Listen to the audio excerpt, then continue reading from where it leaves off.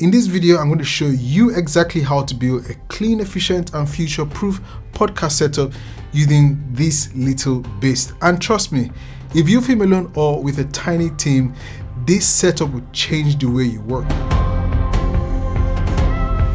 And for about 2 years, my wife podcast has been stressing us out since we started. We run a 3-camera setup here in the studio, and meanwhile, I'm usually babysitting our toddlers in the next room. Every time the guest leans back or my wife shifts in her chair, I have to sneak out. I'm tiptoeing across the house like a spy, making tiny camera adjustments before the kids realize I'm gone. But then the Tail 2 came in and all our frustrations began to disappear. Now, I'm beginning to feel a little bit redundant. But don't worry, today I'm walking you through the exact 3-camera setup we've used using these two OBSBOT Tail 2 units for the host and the guest, along with the Lumix S1Rii Mark II, which acts as my wide. So if you want a podcast setup that works hard so you don't have to, grab a drink and settle in. I recently reviewed this unit and some of what I'm sharing here wasn't included in that video. Let me quickly explain what the Tail 2 actually is. The Tail 2 is a PTZR camera, meaning it can pan, tilt, zoom and rotate. That rotation is the interesting part because it lets you switch from a landscape 16:9 shot to a vertical 9:16 shot without physically turning the camera. It supports gesture controls, NDI up to 5 hours of battery life, and has a really helpful tally light system that tells you when something is wrong. Like if your recording stops, tracking is lost, or your battery is getting low. The OBSBOT app gives you surprising amount of information about what the camera is doing at all times. When I first used it, I kept thinking, this is basically a tiny assistant working for free who never complains about overtime or lunch breaks.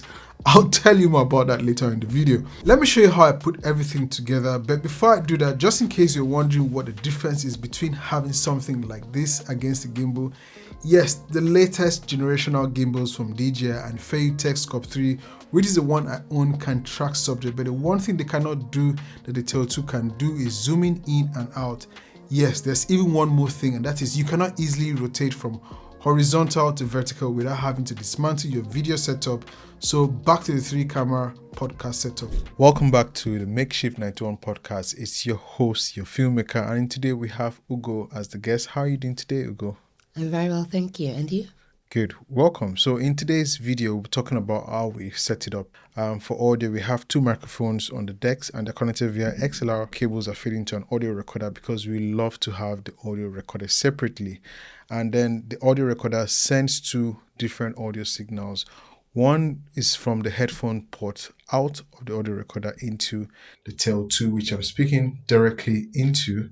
Then the other is from the line out of our audio recorder, feeding into our A10 mixer. And then the signal video out goes to a wireless transmitter, which I receive on a 10-inch portable monitor. So that's how we do audio into the mixer. Now for visual, for now we're using the Lumix S5 2X and 2 Tail 2s, which one is on me and the other on you. So say hello to the camera again. Hello. And all these 3 cameras send signals via HDMI directly into the A10 mixer, and I can watch them visually when I'm with the kids, right? Yeah. So that's basically a setup here in the studio. And as you can see, there's a clear difference in terms of the visual quality between the Tail 2s and the Lumix S5 2X, which is okay because the Tail 2s use a 1/1.5-inch sensor compared to the full frame sensor on the S5 2X. And we usually like our studio dimly to set that kind of nice calm tone, so cinematic, it gets cinematic vibe.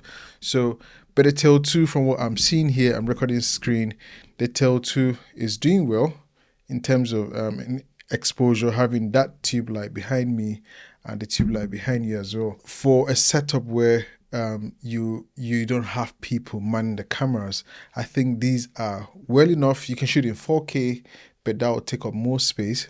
I'm doing 1080p on these cameras, and the quality I'm getting in this dimly lit studio is sufficient enough to put out there on YouTube if that's the platform you want to put, or push out to any other streaming platform of your choice. As my guest today, what do you think about the Tail 2 from seeing what it's doing, tracking my movements and tracking you as well? Well, we started using it 2 episodes ago, and I love the way it followed our guest, because our guest had the laptop here on the table trying to look at his facts, and I don't know if you've seen the episode.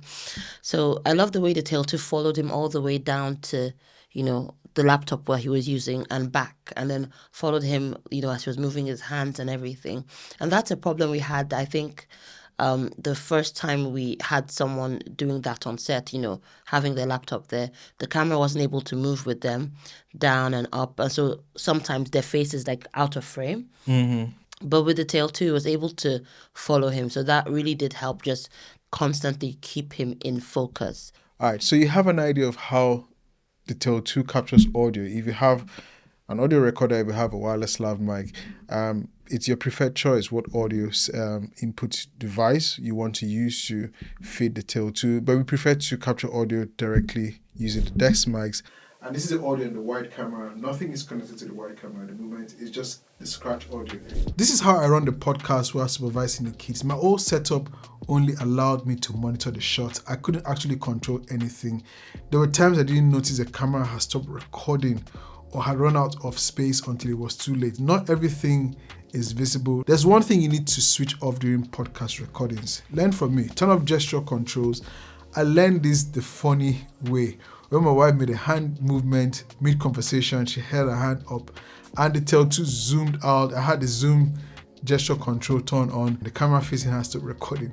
So learn from me, turn off your gesture controls. If I want to record in portrait mode alongside a landscape setup or mainly film portrait mode, all I needed to do was click the portrait mode icon in the app and the camera automatically rotates. So I have a quick rotation without needing to touch the Tail 2. That's efficiency at your fingertips. Fan noise is practically silent. I said this in my previous review, and throughout long recordings, I never once heard it in my audio. Overheating has never been an issue. If you film podcasts alone or with a tiny team, there's no questioning. This setup makes complete sense. It also works beautifully for churches, event spaces, cooking shows, fitness instructors, or anyone who wants smooth, reliable shots without hiring an extra operator. This is kicking me out of my job already. Using 2 Tail 2 cameras for close-ups and a full frame camera for wide gives you a mix of automation, flexibility, and cinematic quality. So that's exactly how to build a 3-camera podcast setup that doesn't need a whole crew. This setup finally solved the frustration my wife and I had been dealing with for months, 2 years now. The OBSBOT Tail 2 kept everyone perfectly framed, saved me from running back and forth, and honestly, if AI cameras like this keep moving at this pace, some of us may need to renegotiate our job. If you got any questions, drop them in the comments. I've placed all the links down below. If you enjoyed this video, please click the like and subscribe. It's your Filmmaker, and I'll see you in the next one. God bless and peace.